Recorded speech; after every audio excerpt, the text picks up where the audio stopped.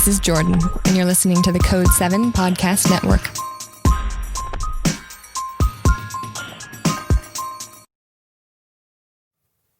Warning. This episode contains the 3 A's of podcasting: adult content, adult language, and awesomeness. You've been warned.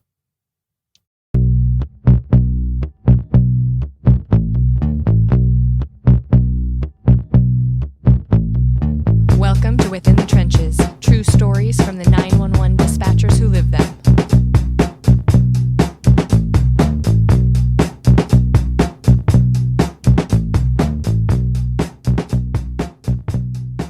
Hey, what's going on? This is Ricardo with the Code 7 Podcast Network, and this is going to be episode 328 of Within the Trenches, true stories from the 911 dispatchers who live them. This episode is sponsored by Rapid Deploy and supported by InDigital, a leader in next-gen core services. And there has been a lot that has been going on, and I am finally catching up with all of these episodes. This current episode that we're doing right now is going to be coming out in just a couple of weeks. I've got 2 episodes ahead of it, and it feels good to finally get them all back and getting to what I've been doing, because there have been so many episodes that I had in the can waiting in line to get posted. Now we're finally catching up, and it has been excellent. Also, the open mic live sessions have been doing so well. They are now on Thursdays, 10 p.m. Eastern on Facebook and Twitter. And then we've got also the Dispatchers Roundtable. We just did one yesterday with Ryan Dedman of the 911 Training Institute, Halcyon Frank from the Dispatch Lab, and of course, Adam Tim of the Healthy Dispatcher. So make sure to check those out. Those are twice a month. And those are going to be live on Crowdcast and then multi-streamed on Facebook as well. So thank you all very much. And to the new patrons, thank you for everything that you've been doing.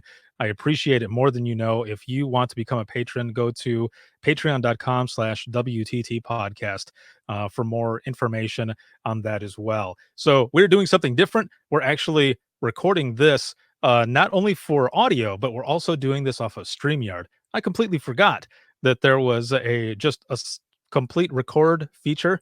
I'll be able to put this on YouTube and everything as well, and on Facebook and everywhere else. So this is good. My guest today was he was asking, is this going to be audio, or is this, you're going to call me, or is this going to be on video? And I thought, you know what? Let's do this on video. And we're going to do this. So my guest today is Tyrell Morris. He's the executive director with Orleans Parish Communication District out of Louisiana. And I'm going to bring him back up on the screen here. Bam. How's it going? Hey, Ricardo, how you doing?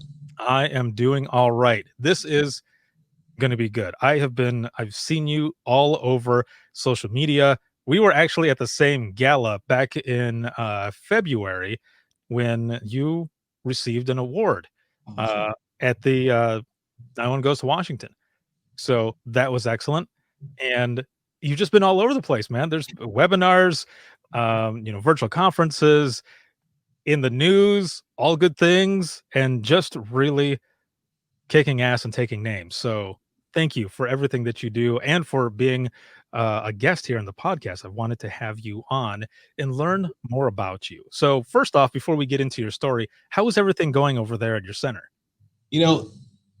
Everyone's always wondering, how is New Orleans doing with COVID-19? And I will say right now, we are all just sitting in a sense of pride. The people of the city of New Orleans have absolutely demonstrated that with community togetherness, understanding what the charge is, we can make things happen. And at one point in time during this pandemic, we had some of the fastest case growth rate and death rate than anywhere in the world. And now we have consistently we have flattened the curve.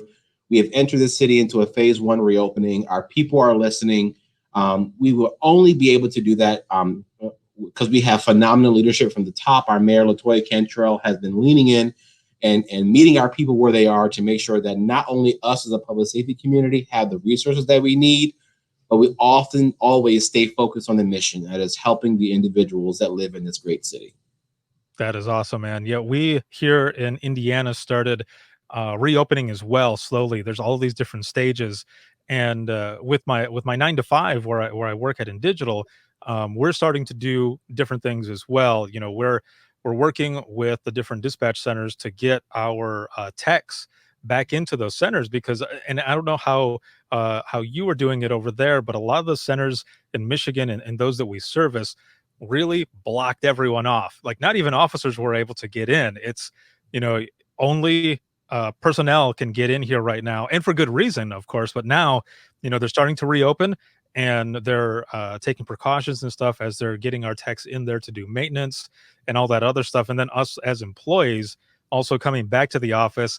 And I'm able to continue to work remote if I need to.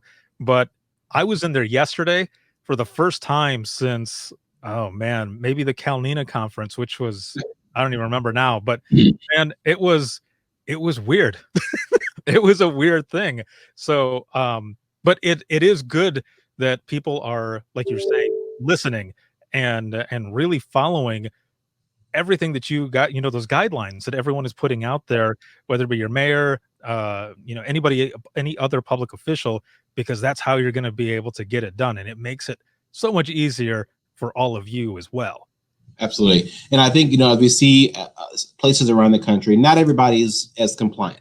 Mm-hmm. We have seen there are some cities who where the stay-at-home orders are not being followed, and we're beginning to see some increases in caseload there. But I think what often happens is a community that does not understand the impact or the workload that is created by their own actions. And so when you go out and you have encounters with people and you are an asymptomatic carrier and you happen to transmit the virus to somebody else, that just increases the workload for a much longer period of time in these unprecedented times for the men and women that come to serve the community each and every day. So we just continue to ask our people to be not be selfish and really understand that if we all come together, New Orleans, we're a city that we touch, we hug, we love on each other. And we say, we stay apart now so we can come together in the future. And people have really taken to that, and we are beginning to see the benefits of that. Yeah, I love that so much because I myself am a hugger. And even if if I meet someone, we talk, even if it's a first meet and we're talking and everything, and we're kind of, vibing and all, man, bring it in for the real thing. But yeah, this whole thing has been, I want to see people again. I want to bring you in and give you a hug. Like, I've missed you. I've missed seeing people. So, I know exactly what you mean. Now, there's so much more that we could get into because there's a couple questions that I have that really dig into this and how you're dealing with all of it. But I want to go back really quick, and I want to learn more about you. How did you get into public safety to begin with? Because before we started recording here, I had mentioned to you that I had your LinkedIn open and looking at your experience and stuff.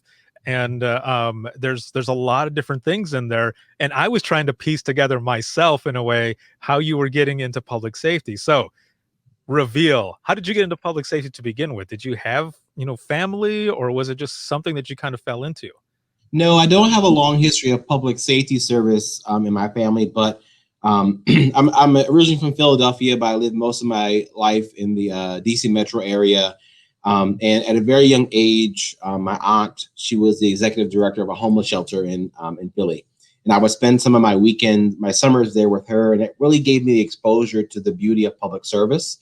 And then as I gone through my life, I always felt ways to find ways to give back. And then I would say fresh out of high school, my freshman year of college, I was appointed as a presidential intern to the American Red Cross headquarters, and Hurricane Katrina hit the city of New Orleans, although I was in DC. And so I got to see our response as a nation happen quickly and in a very different light. And I wanted to be a part of that change. My undergraduate degree is in arts management, so I stepped out of the public safety arena for a bit. I did come back and work in government, but really in a recreation side. But how I got into 911 was I was a general manager of a water park up in New Jersey, and I moved back home to Northern Virginia to go to graduate school. And I needed a job to kind of keep me busy. So I just applied to work at 911. And I was hired by Fairfax County Department of Public Safety Communications. And the goal there was to fill my time. I worked overnights, I could do homework, but once I graduated, I was out.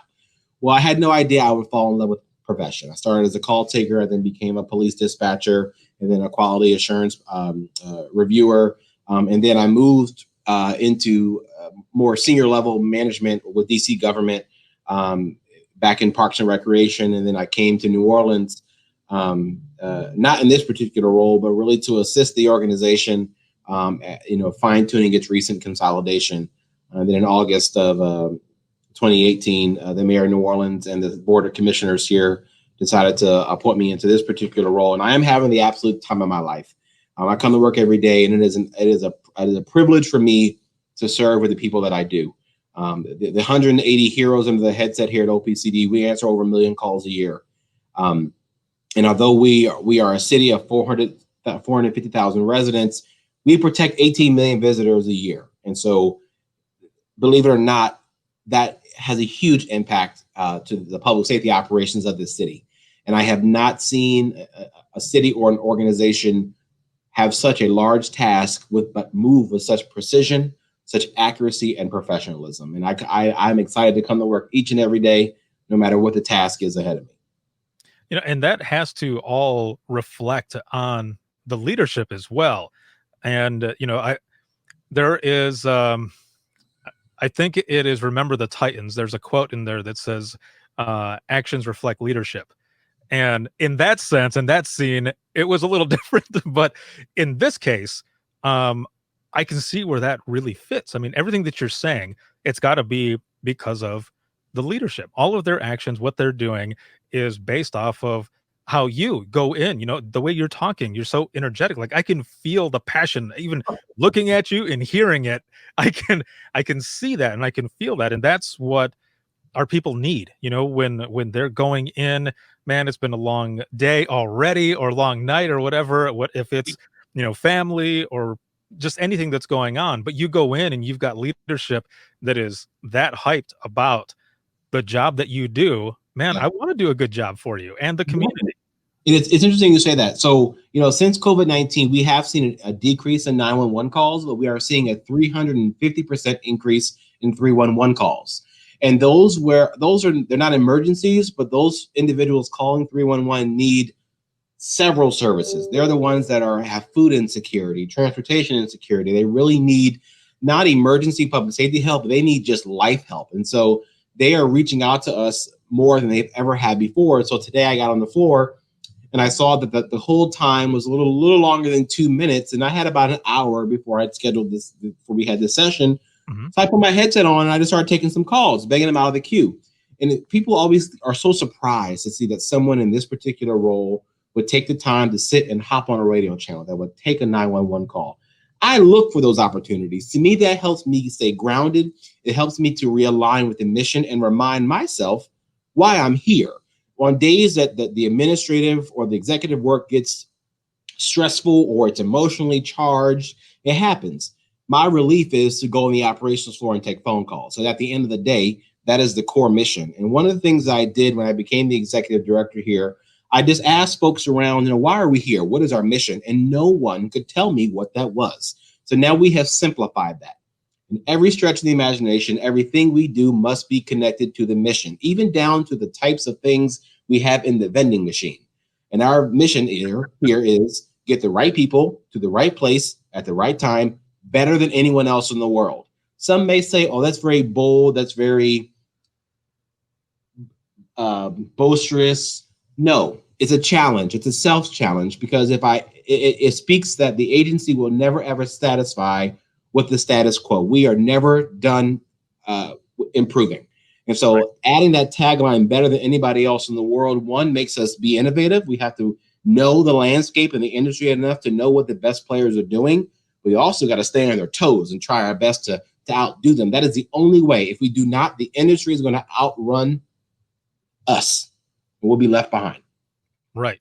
No, exactly, man. And again, the energy, love it. Right. That is definitely what's needed.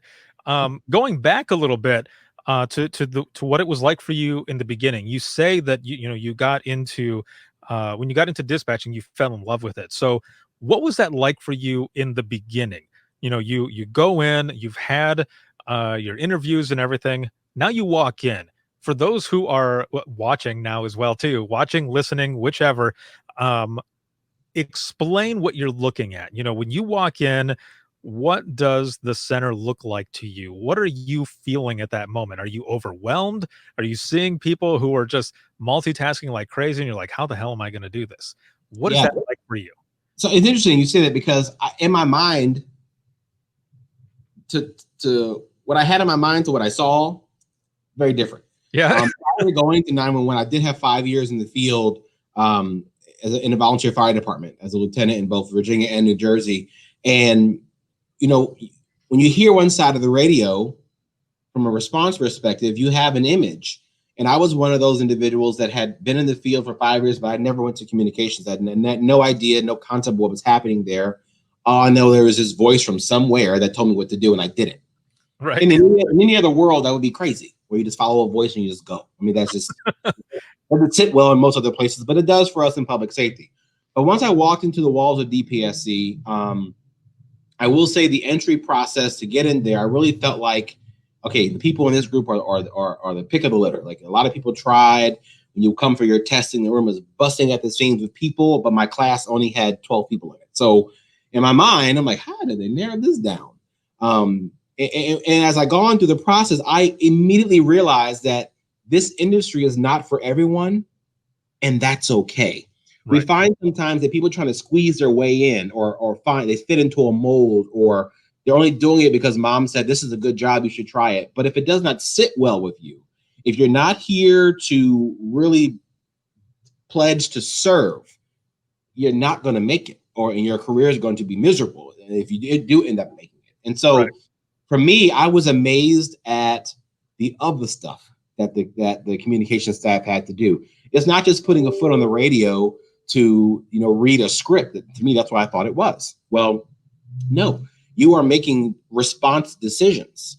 And I think I said to you this earlier, and I tell all the time, please don't call my agency a call center.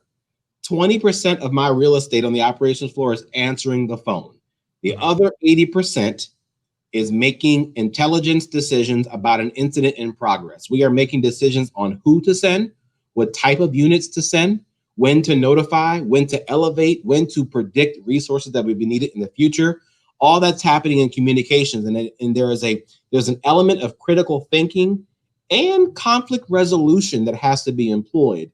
When I listen to my staff talk about or get on the phone of a domestic violence call, and as we know, those are some of the most dangerous calls that our law enforcement professionals go on.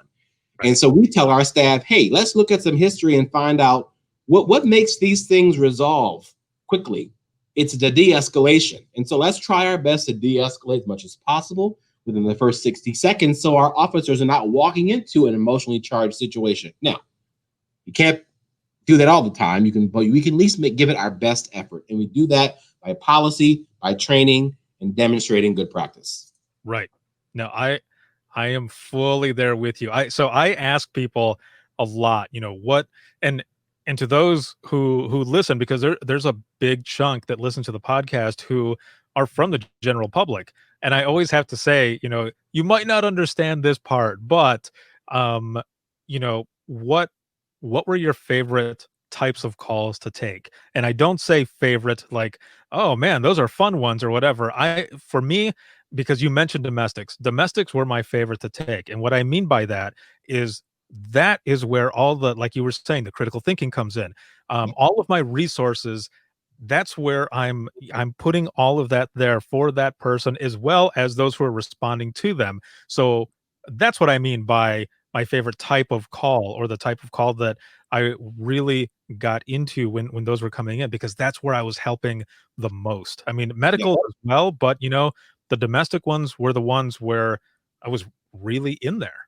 Yeah, no, it's twofold for me. On the call taking side, I'll say my favorite call would be the crisis negotiation or suicidal callers, because that gave me an opportunity to really challenge myself and challenge my ability to connect with someone and get them out of this crisis that they're experiencing at the moment. Help them see that life is worth working, is worth living.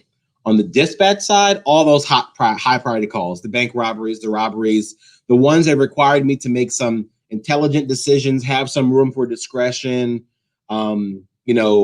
running criminal histories, trying to evaluate the threat that the officer is about to encounter. That required a lot of critical thinking. It was fast. I mean, I'm adrenaline junkie. I mean, I know that about myself.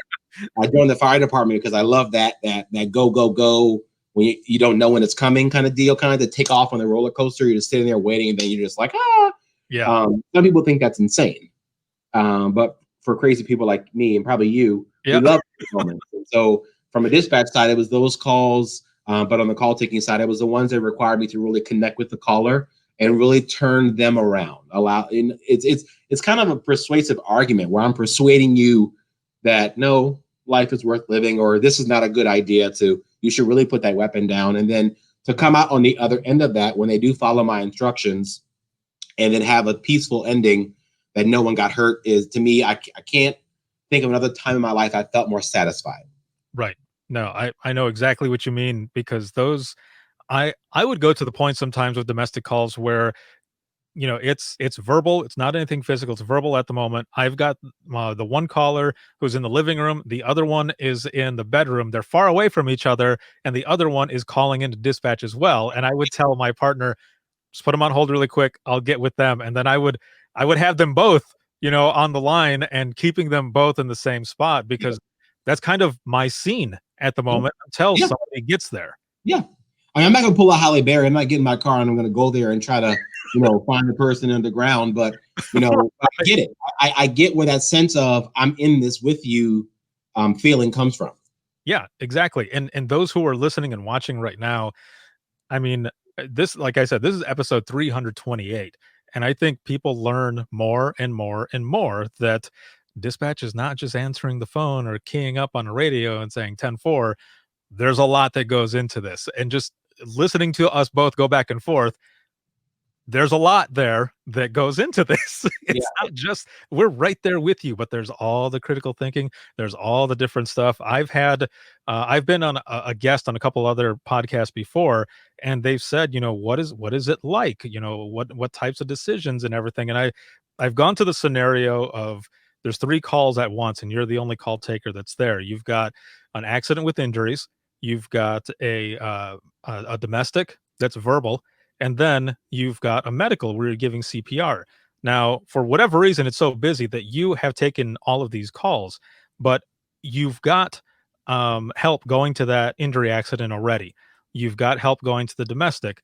You've been with the CPR call. EMS is going that way. And as they're doing textbook CPR, doing all those compressions, you have a moment to check on that domestic. But when you check on that domestic, it's now got weapons involved. So who do you stay with? And the host would be like, exactly. You've got help going to the CPR one already. You've got this one that's live. Yeah. There's a weapon involved, and you've got officers headed that way. Yeah. So there's all of that critical thinking. And in that example, just that alone, what people don't realize is that it's our intervention in the domestic that equals the outcome. I can sit on the phone and count with you for CPR, but to help us in the way, the probability of my intervention changing the outcome is a little lower than my intervention in this domestic with a weapon ending peacefully. So that's where my time's going to go. Right. Exactly. Yeah. And, but they would be like, I don't know. It's like, well, you go with the one with the weapon, man. Like there's all that's going on. Help is already going to those other ones, but this one is the one that's going on right now. It is a crazy profession, but man, I loved it. It was hard to walk away when I did, but I felt like everything that I'm doing now, it would help out dispatch. It is. Any way that I could do it, that it would help all of that out. But man, I definitely miss it. I bet. Whenever in New Orleans, you can come spend a Friday or Saturday night here with us, and trust me, you'll get your cup full. Oh, perfect. Oh man, I'll have to take you up on that. That is excellent. So how about your training? Like, what was the training like? Because when I first started dispatching, this is at a small police department in Central Florida, only dispatcher working for 8 hours. When I went in for that first night shift, I watched my trainer take a phone call, and then he turned back to me, a 911 call, mind you, and he turned to me and he's like, "It's your turn now." And I said, "What? Are you serious?" And there's nothing else that goes to this. I did do a beginner's, 40-hour dispatcher's training course like a week or two later. But man, that first night, that's how it was. So what was training like for you? I was incredibly blessed and lucky to have a very rigorous training academy in Fairfax County. You know, there were 10 weeks in the classroom, a very rigorous academic coursework with exams. It was like a semester in college. And then you did additional 10 weeks on the floor with your trainer until you could be cut loose and demonstrate skill competency in the predefined benchmarks. And then you were cut loose to operate independently. Here in New Orleans, we have the same kind of scenario. Our training academy is 16 weeks, where we do 6 weeks of rigorous academic coursework and then 10 weeks on the floor. But what we're finding is that the makeup of the people that are coming in, they're coming in very strong with a lot of transferable skills. So they're grasping concepts faster than we have ever seen before. Just our overall, almost like, I think our last class, 90% of them graduated from the academy with honors. Their scores were in the high 90s on their exams. And so we're finding that the rigor of the coursework is matching quite nicely with the candidate profile that we are getting. Now, I will say we do a lot to find the best candidate. In our last recruitment class, we took over 600 applications for a class of 10. So you would hope that if the process is working well, right, that the best 10 are indeed bubbling to the top. And we're finding that was the case in the last class. It ain't that way every class. Sometimes it's a miss and the whole class flop. But we've gone through our process enough to try to find those weaknesses or areas where we may not have gotten the best candidate, but we think we've got it down. Today it works. Tomorrow, I don't know, but today it works. When I remember when I went in for an interview, the first thing that they had us do, there was like 20 or 30 of us in one room.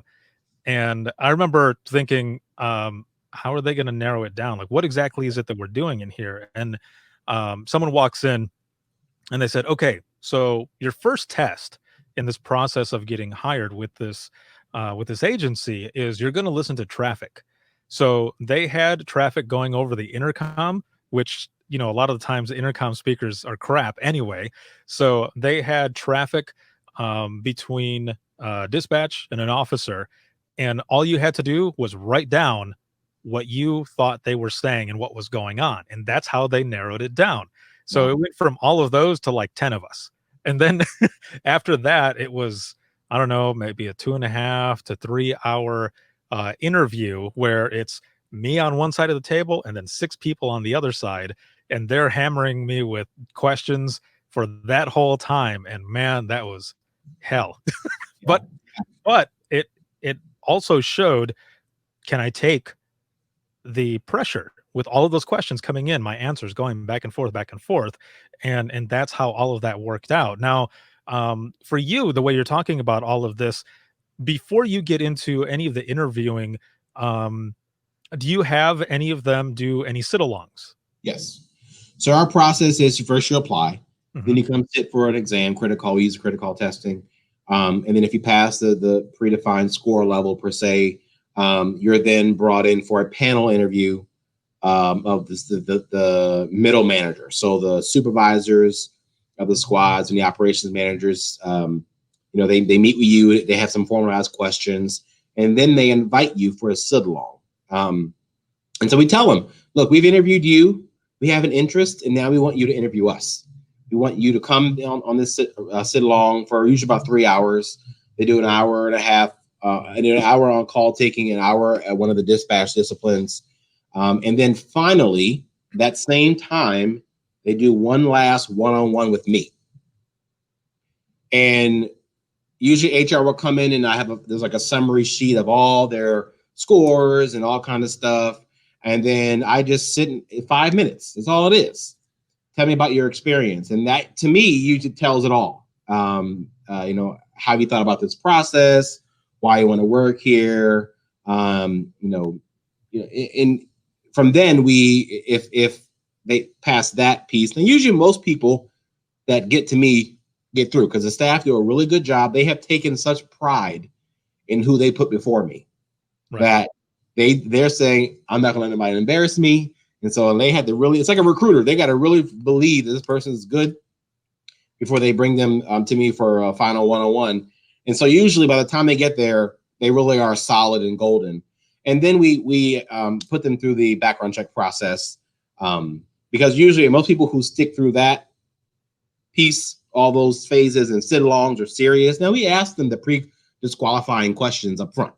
And we tell them what would happen if we find out if it's not true, kind of deal. But then we put them through the background check process. And then most of the time, about 96% of the time, everybody is successful through that process.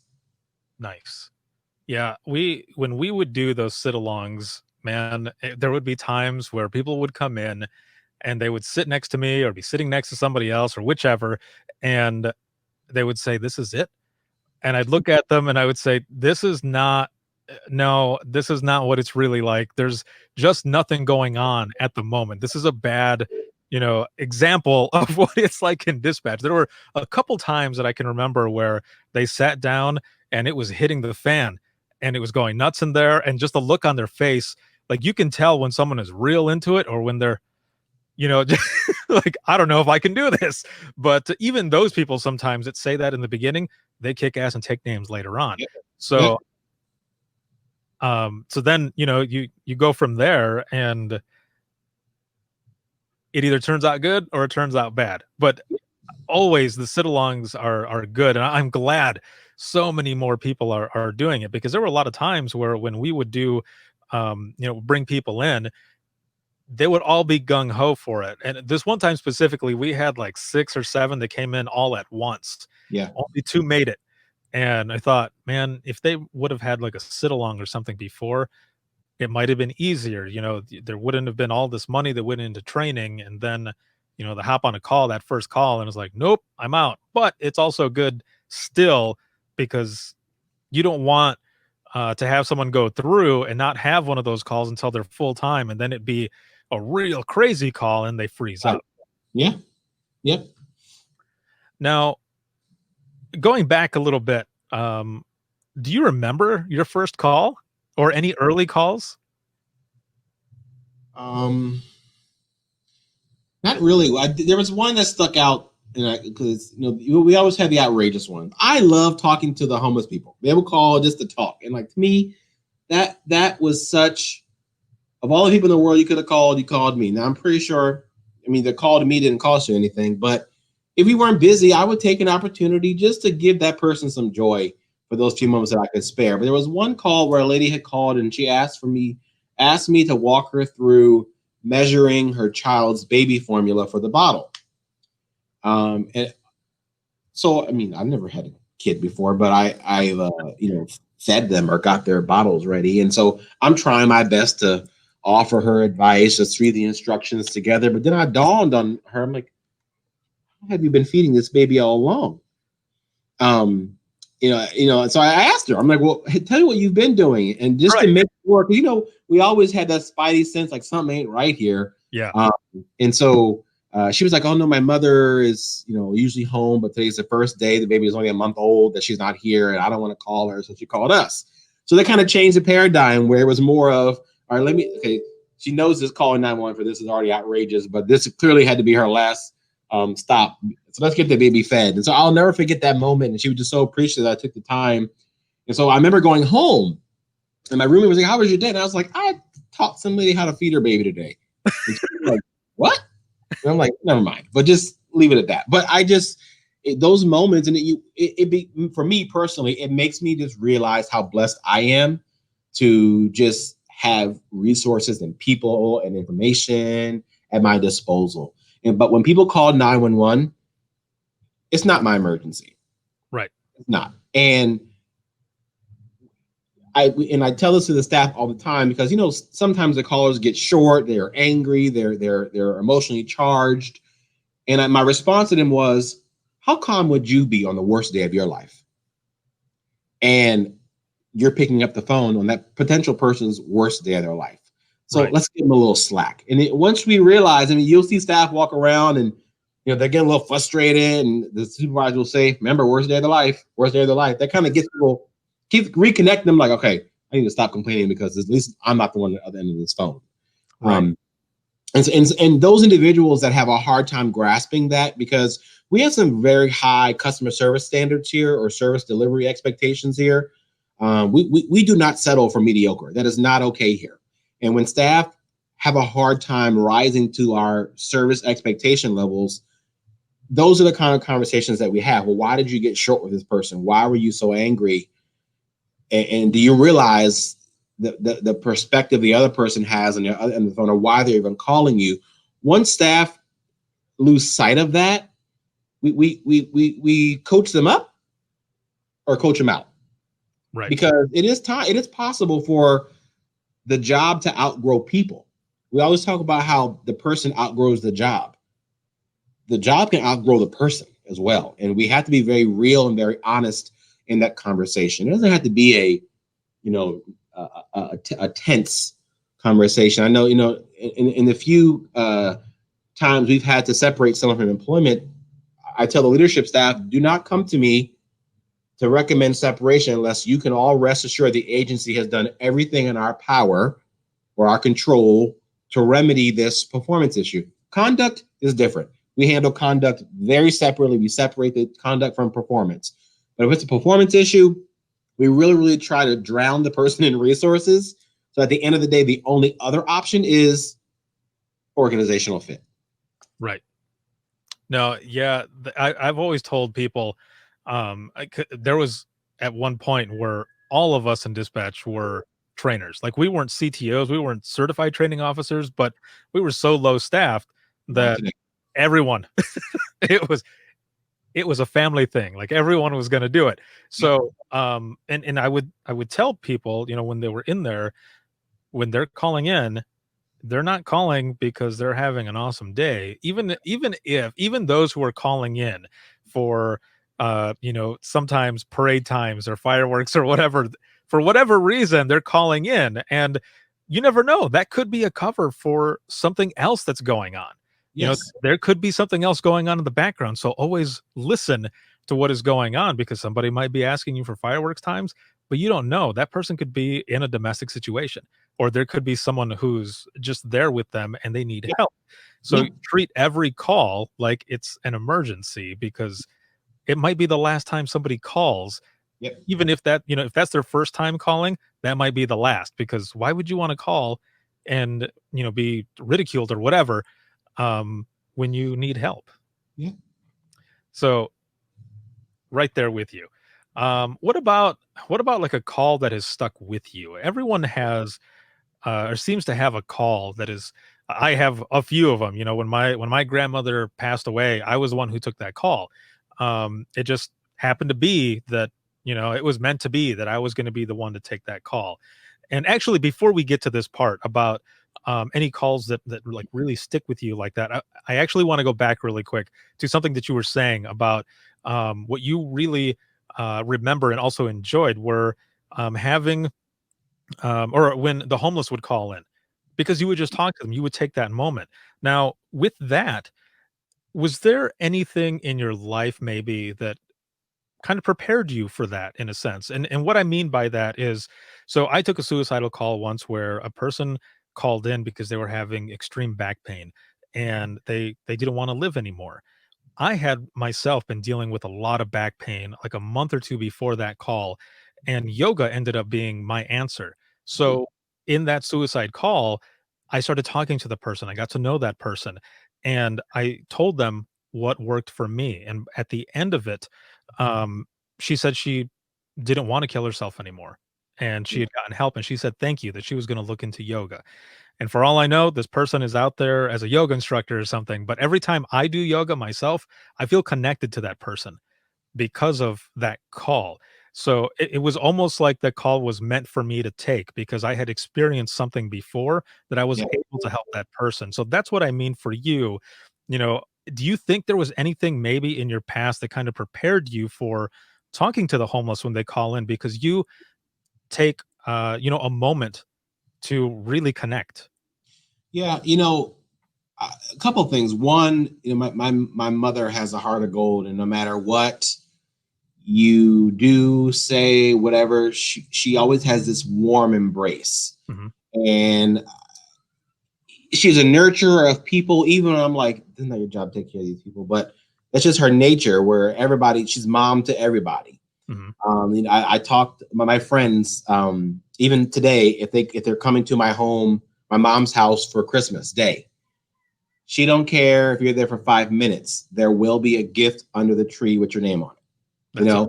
It could be the first time that she's met you, but one, I better tell her you're coming, so she can have some kind of gift under the tree with your name on it. It is those types of moments where she's so tuned into the individual's feelings and forget the inconvenience it may cause me. Because if you really evaluate it, there's no inconvenience greater than that person's need, probably, and the joy you're going to bring them by that small act of kindness. And I guess, in my life, I'm originally born in Philly. And in like any major inner city, you may find some pockets of the city where you really get exposed to people who are having a rough time. And when you see that firsthand as a child or as a teenager or even as an adult, that should remind you just how lucky and blessed you are. And again, no matter how bad your day is, there's always somebody else having a worse day. And particularly, you mentioned your suicide experience with a lady who had back pain considering suicide. Suicide is one topic that is extremely close to me personally. When I was in the fire department, I had a really good friend in New Jersey call me one evening. And I was at the firehouse and I was on a call, so I couldn't answer his call. And I didn't call him back. And so I went through the night, went to bed, what have you. When I woke up the next morning, he had killed himself. And from the timing of, the social media post, going back to look at, if it was in my hometown back in New Jersey, when the 911 call came in, it appears that I was the last call that he made before he died. And it took me a very long time to be okay with that, to be able to even say this. It was a very, very rough moment. And so my very first 911 call in Fairfax, that was a suicide, I was still with my trainer. And of course, I didn't share this level of detail with her. And it was still honestly like 2 years old for me. So to me, it's still very fresh. And then when I hung up that phone, she looked at me and said, "Are you okay?" And I lost it. And I just fell apart. I remember I had to get up and I had to run off the floor because I didn't know what to do. This is the first time that I've ever had to face these true emotions that 2 years after. Of course, when he died, I had my moment, but I had never talked about it again. I had never even considered it. And then this call just brought out these raw emotions that I realized were in there so deep. And then all of a sudden, here they were. And at the end of it, she said to me, she says, "You handled that call really, really well." And I'm so thankful for my own experience, because we've all heard 911 calls handled poorly. And I'm just so thankful that person that called got me, that had my own experiences, because I can't say if she would have gotten another organization per se, that would have been the same experience. It took me a long time to come to that conclusion, but as I look back on things, those are the things. And Kelly Clarkson said it best: whatever doesn't kill you makes you stronger. That's a pivotal moment in my life, where a milestone that I will put and say, this was a moment where I experienced tremendous growth. So even today in my own center, we have suicidal callers, or someone will call in to say, "Hey, I think my friend's suicidal." We take them very seriously. And we activate every resource we possibly can to get this person help, or to verify this person really is or is not in a crisis, so everybody can eventually calm down. And we've had some great successes and here of us avoiding the terrible act of suicide. And so that, to me, that's a moment, a call that's very close to me. That's something I believe that prepared me. And also my mom's, just our whole life, she's taught us treat people right, do the right thing, no matter how bad they are to you. You always sleep good at night if you know you do the right thing. Right. No, that is perfectly said. And it's interesting, isn't it? Just the way life happens, and you end up coming smack in touch with someone who needs help, and you just happen to have a similar experience. And like you said, it took you a while to come to that conclusion, and it doesn't it doesn't hit you right away. Like when I took that call, I didn't put two and two together. It was a little while later when I finally thought, I think that was meant for me. Like it was meant for me at that time, at that moment, because I was able to, and just like you said, and the same for me, I don't know that if anyone else would have taken the call, if they would have been able to handle it the same way, because they might not have had that same experience. Yeah. And it just, They may have done it better than me, but I don't know. right. Yeah. and also, you had, your mom has instilled all of that, love and passion and everything in you. So that also helps when talking to someone who, hell, just needs to talk, and you're there and you're doing what you're doing. So that is amazing. That is awesome. Now we're getting towards the end of this episode. There's still a few different things here that I want to bring up, but one of the main things I want to bring up here, because I see it all over the place. No. And for those and for those who who are listening as well, who might not know, explain the hashtag of show up. Okay. Okay. So when I got here, it seemed like we were getting a significant amount of complaints, not really on the processing of calls or how we handle them from a dispatch perspective, but the quality. And I convened the leadership team and I said, what is the issue? And their response to me was, the staff are not meeting the standard. And I said, well, someone define the standard. What does that mean? Well, just do good work. I'm like, you can't train that. You can't train just do good work.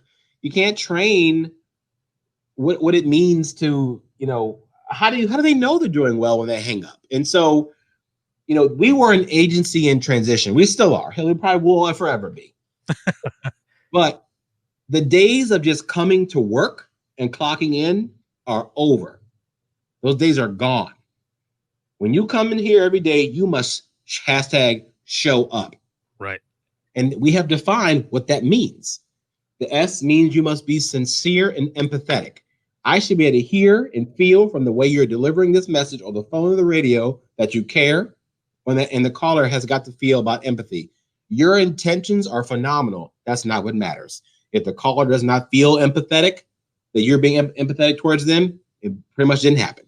The H, honest and humble. We don't lie to our people. So if someone calls and says, hey, is there a unit en route? And there's not, no, ma'am, the unit is not en route yet. Let's be honest with the public about what's happening. And humble. We have to be humble, understanding that we are in a very secure, air-conditioned building. Our callers are in elements we would never want to be in. So let's humble ourselves and try to understand what they are going through. Mm-hmm. The O is for optimistic. Yes, I expect you to be in a good mood. People say, well, I'm not here to be friends with everybody. Then work somewhere else. Because that is what we expect. We expect you to be personable. We expect you to be in a relatively good disposition, because that helps us to identify when you are not, you may need some resources. And so there's a supervisory expectation that they find someone that's having a difficulty with the O. I expect them to engage and find out why and get them some resources. The W is well-informed and willing. It's not what you know, it's what you should have known. So we may issue a policy, but if you don't read it, but you signed off on it, it's not, I know you don't know because you gave the wrong information, but should you have known? And are you willing to go the extra mile to remedy that assistance? Yes, you could transfer someone to another department to handle the call, but you know they're not there. You know the person's on leave. You know they're going to get their voicemail. Going the extra mile is, hey, ma'am, I'm going to send you to this department but this person's on leave, so leave them a voicemail. If the matter is urgent, let me get you to somebody else. Going the extra mile, and are you willing to do that? The U, upbeat and positive. If you have a nasty disposition or you're disgruntled or you sound to be just in a pissy mood or negative Nancy, I guarantee the callers feel that way, and I guarantee the units on the radio think that, and I guarantee your coworkers don't want nothing to do with you. So we expect you to be upbeat and positive in every interaction. And then finally, the P is procedurally compliant. Are you following the rules? The P is last on purpose because although it is very, very important, it is equally as important as the other 5 elements of show up. So our staff wear buttons that say, did you show up today? Just to remind themselves, or if they hear their neighbor not necessarily hitting all the marks, they don't have to call them out and embarrass them. They simply tap them and say, baby, I need you to show up, or you're not showing up today, or whatever the case may be. But when I get to work in the morning, I see staff, I say, hey, good morning, how y'all doing? We showing up. It's like a moment of pride for them that they get to come here, and it's an opportunity for them to demonstrate. We've included show up in our performance evaluations. We no longer ask those long questions. We ask 6 questions. How does this person's performance equate to SHOWUP, period? Those are the guidelines. It is not just interactions with callers. You must show up in all interactions with each other, with the caller, with the field unit, and it even includes me.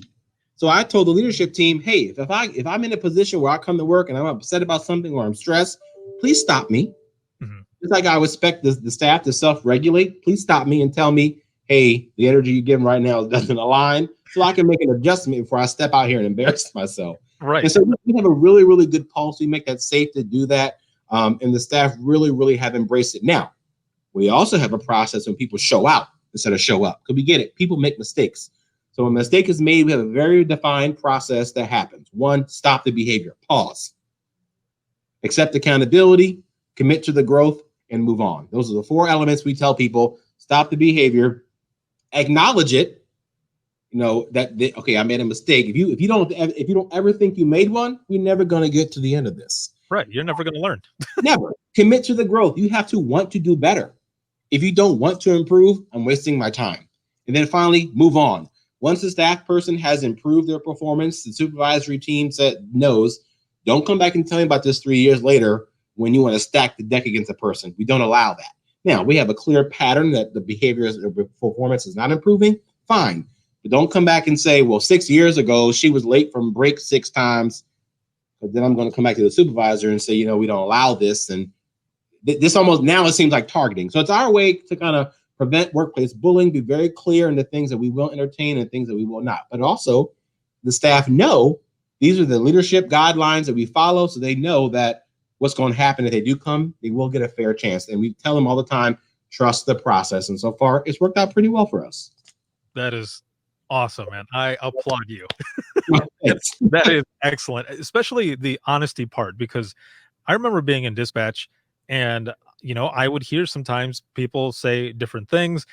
I'm like, just tell them the truth, because they're going to keep calling. They're going to keep calling in and tying up a line, and they're going to get more pissed and more pissed. And I would tell people, not in a harsh way or anything, but I would tell them, ma'am or sir, the officer's not just around the corner from your house. They're coming from, a couple townships away. They're going as fast as they can. Yeah. And they wouldn't get upset about it. They would say, oh, okay, well, I get it. You told me exactly what is happening.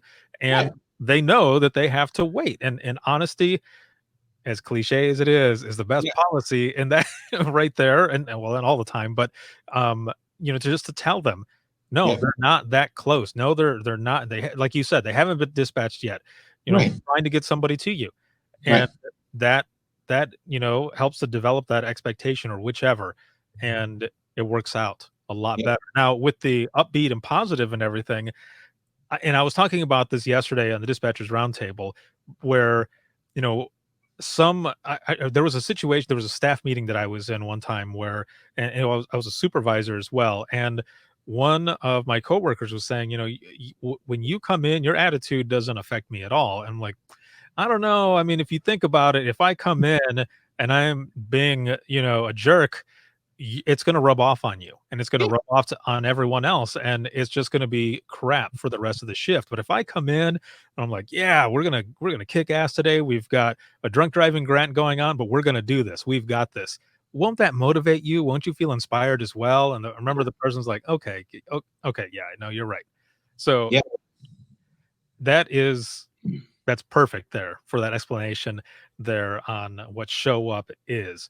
And like I said, I see it all the time. And really, for those who are listening and watching, everything that you have explained up to the moment where I asked you to explain show up has really been the definition of it. Everything that you talked about already is what that means.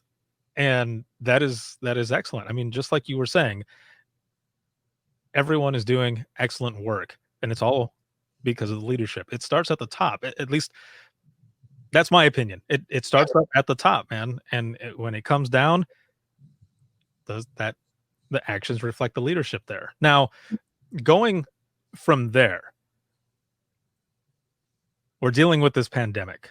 All of this stuff is going on, still going on. Places are still opening up and everything. But, for you, in this time, what or how has 911 changed from the time that you started to now with the pandemic? And I want to pull something up here really quick.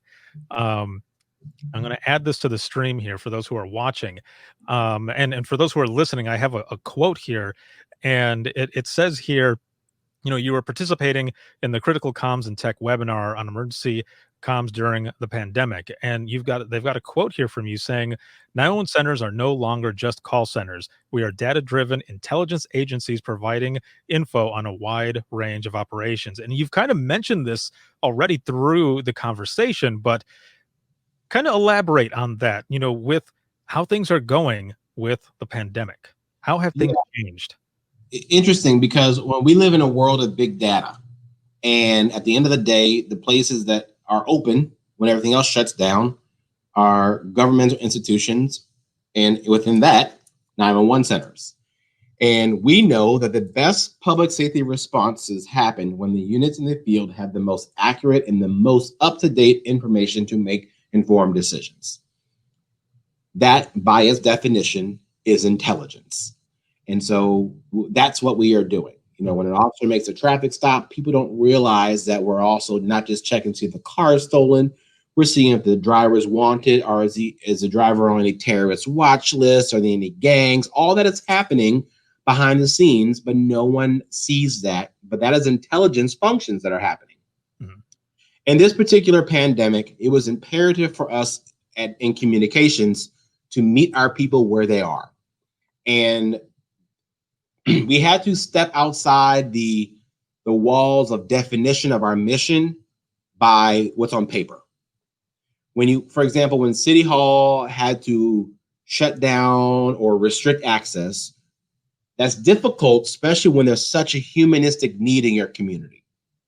So the mayor said it is about access. We need to get government service into make it accessible as easy as possible to everyone in the city. So 311 became that hub. And people were calling 311 for many things. Some of it was public safety related, to report a large gathering, you needed a police department response, a building that was open that was unsafe, or I need hot meal deliveries. But what it did was it put the communications professionals in a new realm. They are no longer just taking the run of the mill. They have to really critically think and match resources to needs. Resources that change almost every single day. Every day there's a change. There's a new testing site. There's a new food vendor. There's a new drive-through testing. There's a new food bank that opens up. This ever-changing world, they have become phenomenal jugglers in this circus I call COVID-19. But they have done phenomenal work managing the entertainment, per se, and getting people in their seats and getting them their resources. Give an example. The recommendation was individuals that have COVID-related symptoms or flu-like symptoms that are not life-threatening to self-quarantine at home. We knew here in New Orleans that a lot of our population were elderly or they lived alone. And so we asked the public to call us to put yourself in a self-quarantine registry. And every single day, a member of our staff called hundreds of people just to check on them.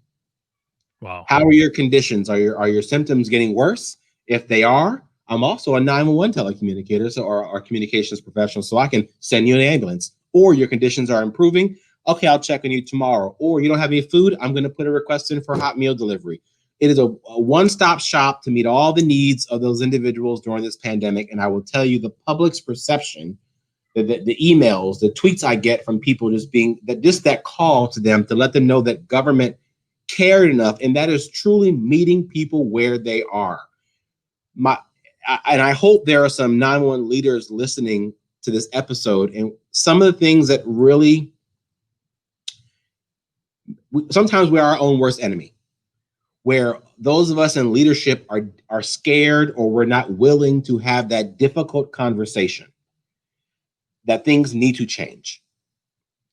This pandemic has demonstrated that we need to level the playing field as far as what services are and are not being provided in the nation's 911 Emergency Communication Center. In the year 2020, for you to call a 911 center and not get CPR instructions, to me, it's flat out unacceptable. Mm-hmm. Some states have made it very clear that this is a requirement, but some states, they're not willing to have the difficult conversation. No one's going to argue with us that there's no benefit in CPR over the phone. No one, not a single person there's no science to support that. But we have there are some people who are not willing to have the conversation. We have organizations that are very small and they're financially stricken because of resources or whatever the case may be. So it's not they're not willing to do the service, but there is this fear that if I start this conversation, I can't afford it and I may be forced to consolidate. Let's shift the paradigm. What is the best way to set ourselves up? Imagine this agency was starting from the ground up, brand new. We are reinventing 911. How can we as a community and as an industry provide best practice or the best service possible? And it's going to require us as leaders to commit to having those difficult conversations internally and externally. And know that not all ideas or innovative ideas you come up with are going to be the most welcomed or the most celebrated, but that's okay. If innovation was accepted so easily, hell, cars would be flying by now on the interstate, but they're not, because we as a community, we seem to be resistant to change. And the only way we're going to survive and always respond to the ever-changing threat, we have to welcome innovation in our work every single day. And we have to lead with bravery and boldness in our decision-making and leadership. For sure. I mean, this has completely changed how we look at public safety. I think there's even a quote. I can't remember it for sure, but and you laugh, you know exactly which one I'm talking about. But it was talking something about the throwing out the old 911 or something to that effect. How was it? It was your quote. So throw the old 911 out the window. Yeah. Yeah. I mean, look, we live in a 52-year-old system that's based on legacy landlines in the ground. Yeah. And we keep trying to do these quick fixes where let's buy a piece of technology that meets this need. No, how about we pause for a second and reimagine the entire system from ground up? We might come up with a far better product that's cheaper and much more efficient. Right. But that's going to require a lot of people to have a lot of difficult conversations. And that's what's good about doing stuff like this, like what we're doing, because the people will start to hear this and start to think more. Oh, that does make sense. That does make sense. Maybe we should be looking into it more. And with this whole pandemic that has happened, there are a bunch of different scenarios that have come out of this. You've got to think outside the box. It's just like when you're taking a 911 phone call and you're listening to everything that's going on. If someone can't speak, that's when you have to start thinking outside of the box, because you have to figure out how to get that information out of them. Right. I took a domestic once where I was training someone and I was listening on the other end and I heard a pulse, and they go to hang up because they heard the phone click, but I hear the pulse and I'm like, no, don't hang up yet. Hold on a minute. And they're like, what's going on? I said, that's a pulse tone. It's not like touch tone or anything. If you hold that open and they get back on the line, you're going to still be there with them and you can just talk to them. And the person did pick up the phone and try to call again because you can hear them, but it was because of that older technology. And I remember my trainee saying, how did you know that? How did you know to think like that? I was like, well, for one, I'm old. So I remember like rotary dial type phones and it worked like that. So just in that sense of thinking outside of the box, that is what everyone has been having to do with COVID-19 and responses, and splitting dispatch centers in half. Half going to the main one, the other half going to the backup one, or whichever. call handling equipment. What are you going to use? Something that you might be able to use in a remote location and send all of your calls there. There Right. is so much in it. Yeah. But I guess from your perspective, what are some of the positives that have come out of this whole situation? I think as an industry, we've demonstrated that we can rise to the challenge. Hmm. We can be creative, we can be innovative, and I think this has demonstrated to the general public the value of the professionals that wear the headset every single day. We call them the heroes under the headset, or the unnamed or unsung heroes per se. I think this has been an opportunity for us to elevate them quite a bit Hmm. and demonstrate their value. Right.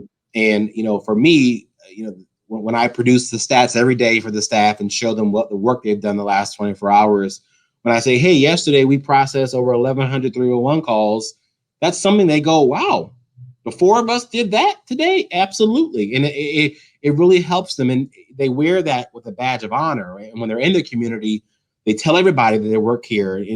No one's your biggest cheerleader than you are for yourself. Right. And so we were talking yesterday with our leadership team, and like when you walk on the floor right now, the energy is just so positive. Some of the supervisors in the morning yesterday were on the bridge and they were just talking, they were laughing. And the sound kind of reminded me of counselors getting ready for the first day of summer camp. Everyone was just so excited to start the day. And it just warmed my heart a little bit. And I was like, I love that people come here and they like to come here. Right. It's one thing when you come here, I'm only coming here to get a check. I don't want those people working here. Or I want to find out why you feel that way. Yep. Some of it is not of my control, but some of it I can change. So it just really felt good to see them just enjoy the difficult work that they do every single day. That is excellent. Now, going into the wrap up of this episode, this has been awesome. Thank you again for being on. As we go into the wrap up of this episode, I've got a question for you, a wrap up question. So what do you see as the future of 911 now that we're going to have this new normal, as some people put it, after the pandemic? I think we're going to see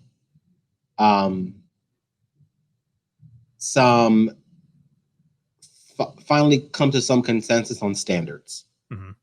where we as an industry, we can't even agree on how fast we should answer the phone. It's funny you say that. Yeah. How to measure that. I think we're going to be forced to do that, or someone's going to do it for us. Mhm. Again, forcing us to have those difficult conversations. As money is tied more and more to performance, in these tight economic times, I think that the 911 centers are going to have to demonstrate that they have the ability to meet some high standards. Now, we can either get ahead of that and try to define those standards now while we have an opportunity. Yes, I do agree that 911, it should be locally controlled, but it does not mean that some larger body can't assist us in defining what that A+ agency looks like from a performance perspective. Mhm. I think those days are coming. The days of big data and the days of interoperability being an option I think are going to be are long gone, as we find, not just pandemic wise, but as we start having incidents of mass casualty or active shooter. With every active shooter incident, the question always comes up when you do the incident timetable: when was data available and when did it get to the people who needed it? And in the middle of all that scrutiny is communications. And so I think we may be forced to plug some of those technology gaps to bring those things together. An example, we've recently looked at some technology that allows us to tap into surveillance cameras inside some of our larger establishments. And so when the call comes in, we can hit a button and see it for ourselves what's happening, to really help the units get a really good painted picture with color, not black and white, of what's happening, so they can make a very informed tactical decision. Today, those seems very far-fetched and innovative. I do think those are going to quickly become requirements. And so this is an opportunity for the industry, for us to band together. Let's have those internal difficult conversations, so when the curtains pull back, we all are singing on one accord. Exactly. And we are definitely living in some strange times, man. But Yes. in these strange times, also in, through tragedy and struggle, there is triumph. And that is exactly what is going on. Thinking outside of the box, looking at the future, the new normal per se, and just really, the way you put it, show up Right. for the entire situation. thank you so much for being on this episode. This has been amazing. For those who are listening and watching as well, if you have any comments, questions, or you want to be a guest on the show, you can email us, and that'll be wttpodcast@gmail.com. You can follow us on Twitter. That is @911podcast. You can like us on Facebook. That is facebook.com/Within the Trenches podcast. This episode is sponsored by Rapid Deploy and supported by In Digital, a leader next gen core services. And this podcast will always be free. But if you are looking for any bonus episodes, the behind the scenes series that I'm working on, as well as swag, t-shirts, discounts to the store, all of that stuff, make sure to check us out on patreon.com/WTT podcast.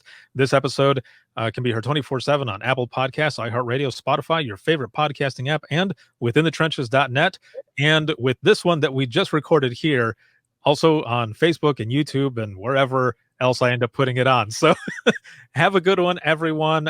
It'll also show up on withinthetrenches.net. Thank you again for being on, and Thank you, everyone. Have a good one. Thank you all.